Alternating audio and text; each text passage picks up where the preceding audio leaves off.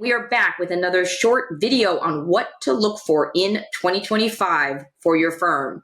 So this one's a little bit security focused, more so focused on compliance. We want to chat through what are the most common gaps, in fact, the most 3 common gaps we find when firms are going through their WISP. So Darren, I'm going to let you kick off. What's the most common gap you think firms discover when they complete a written information security plan or WISP for the first time?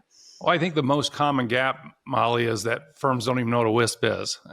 They don't know that they even need a written information security plan. You know, as a part of their P10, they really need this WISP.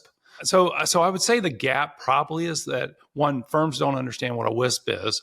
2, it's kind of not their thing, and so they just think if they create a written information security plan, then they're good to go. They don't even know what's in it. So I would say not even knowing what's in it's number 1 for me. That's a great one. So a lot of our firms aren't even identifying gaps to begin with because that's not part of their WISP intake process. They don't understand some of the language.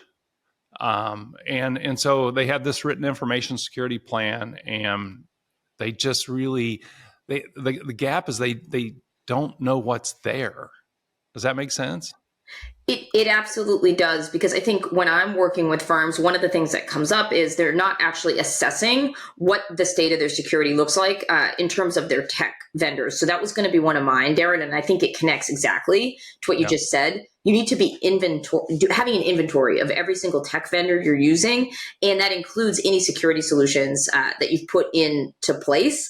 And the other thing I was going to say, Darren, is because firms tend to be newer at doing compliance exercises on their own, the other gap I see in the WISP, to round us out to 3, is policies. There tends to be a lot of standard policies, or the policies live somewhere else. And really, you want that WISP document up to place with policies that reflect the way that your firm actually operates. And I don't see that in a lot of firm WISP documents today.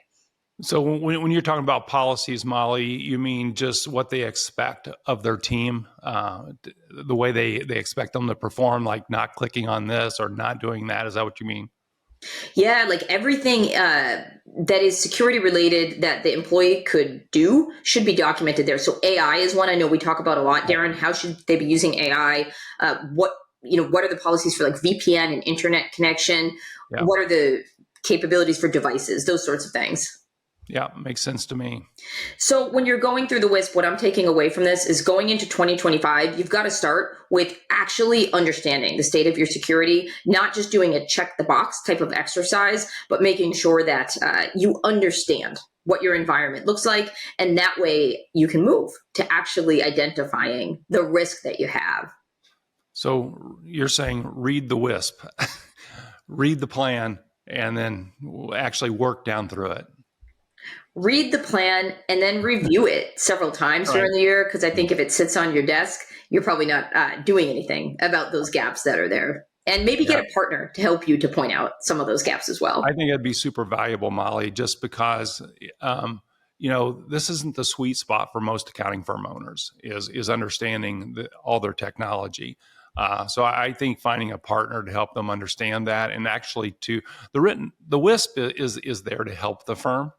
To help secure the firm, make the firm more secure, So I think just getting a partner who can help you make sure that you're following the things that are in your plan is incredibly valuable.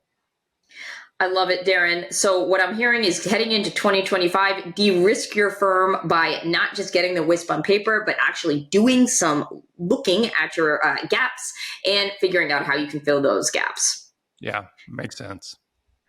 All right, well, enjoy the rest of 2024, and we look forward to seeing you with more insights in 2025. Thank you, Darren. Thanks.